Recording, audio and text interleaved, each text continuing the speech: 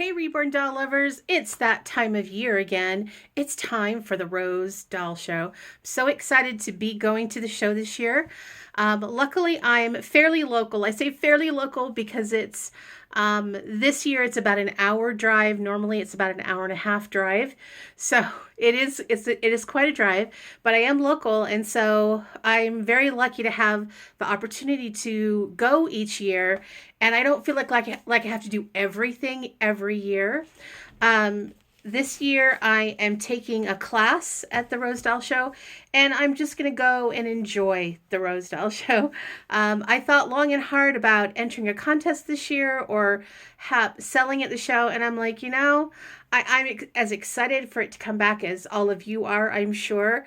But this year, I just want to take it easy. Since I was at the Rose Doll Show, the last one they had was in 2019.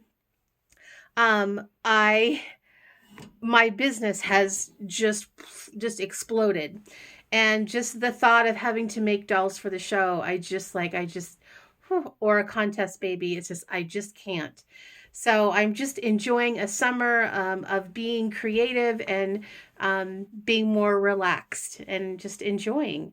And that's been absolutely fabulous. So today's video, I wanted to talk briefly about to people who are going to classes at the Rose Doll Show. I feel like a lot of people talk about, what do you bring to the show and how to bring babies and things like that. But if you're an artist and you're going to the classes, which by the way are excellent, what do you need to bring? So I want to talk about a few things. Now, this video is based on what the Real Doll Show is like, not the Friends of Rose show that they're having in the summer of 2022. I don't know how things are going to be different with that, so I just want to talk about the regular show that they normally have in Layton. So, what kinds of things do you need to bring if you're taking classes at the Rose Doll Show? Well, the first one is water. Utah is really, really dry. If you live here, you know what I'm talking about. Now, of course, everything's air conditioned, so you don't have to worry so much about the heat, but it still is very, very dry. If you're not used to it, you're going to be incredibly thirsty. So make sure you bring a water bottle. Now, they do supply ice water and glasses, but I find that they do that, they put those things out first thing in the morning, and then they don't touch them. So by noon, all that water is gone, all the cups have been used, and that's when you're really getting thirsty at that point.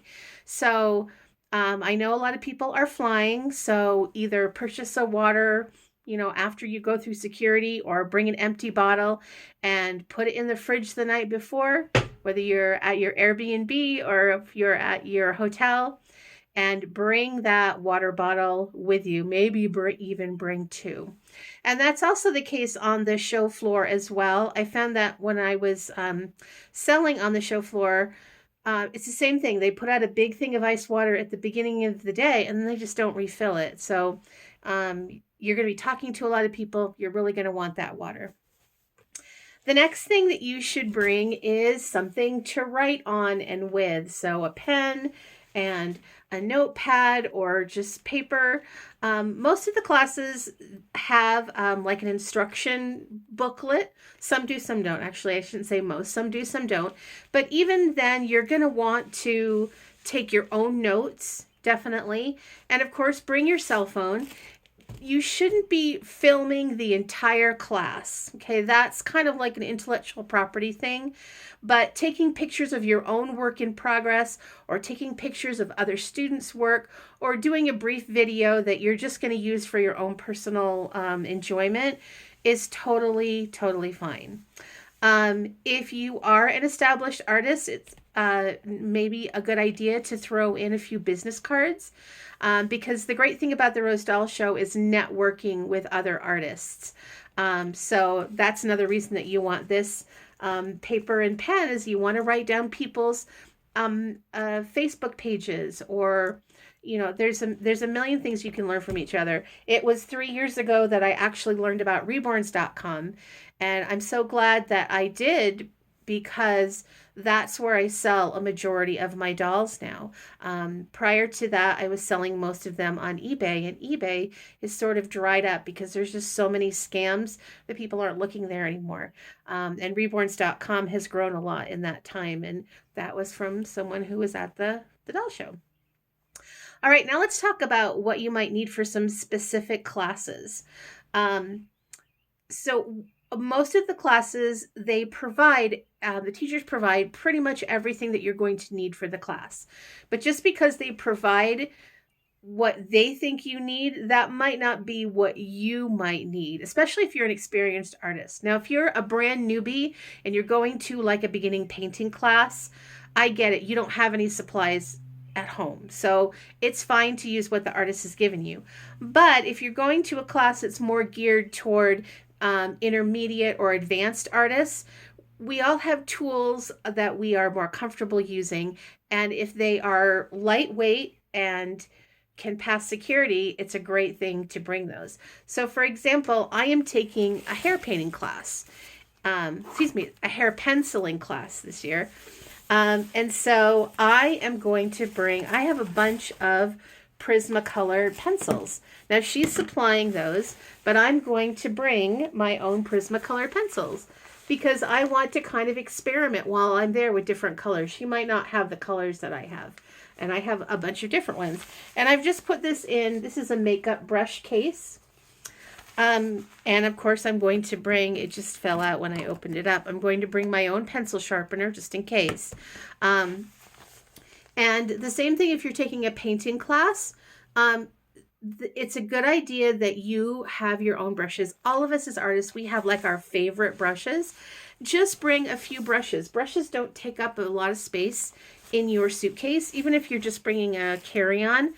Not a lot of space at all. And you can just wrap them up in one of these makeup brush cases, and then you're good to go. And just, stick them in your bag. And in case there's a technique that the artist is using that you're like, oh, if I had my favorite brush, I sure could use that.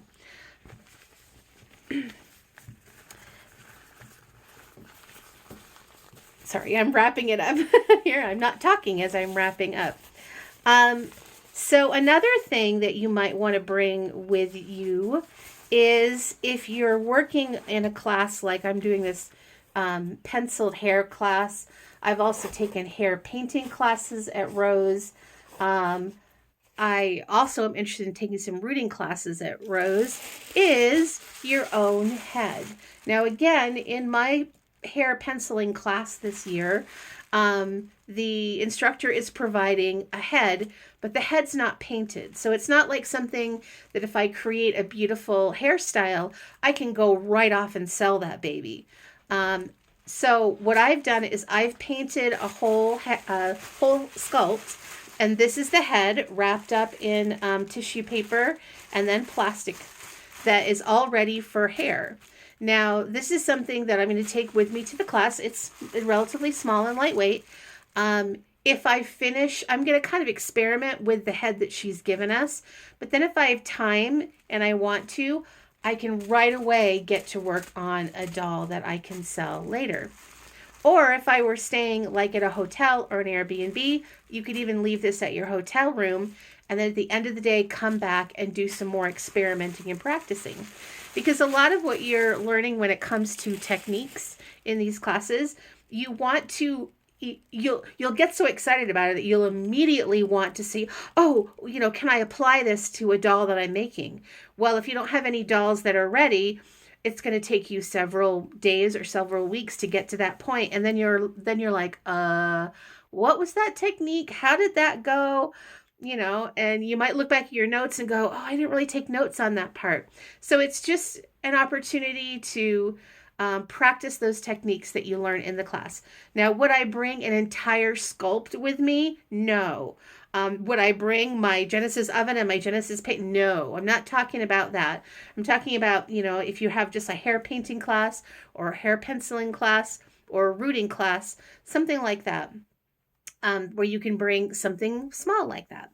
Or even if you don't feel comfortable doing that, again, if at home you can get a doll sculpt to the point that they, like if you're taking a rooting class, to the point that they need hair. So as soon as you come back, you can immediately apply those techniques that you've learned. So I hope to be able to see some of you at the hair penciling class. I'm taking it on Wednesday. And I hope to also see some of you at the Rose Doll Show on Thursday. And so probably Thursday, I'm going to be uploading a haul video. And definitely this will be more geared to artists. And then I'm also going to be posting kind of a what's happening in the nursery right now, because I call this my busy season, because in real life, I'm a teacher. And as a teacher, I don't have a lot of time, as much time as I'd like, to paint during the school year. So in the summer, that's the point where I just paint and paint and paint and paint and create and create and create. And I tend to do a lot of my fantasy dolls in the summer because I have time to really think about it and play with color and play with ideas.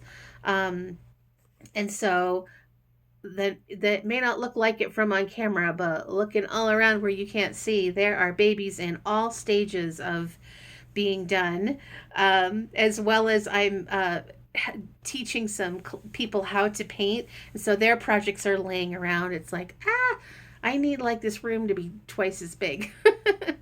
All right, so again, I hope to see some of you at the Rose Doll Show, and hope to give you some more Rose Doll Show content coming up. TTFN, ta-ta for now.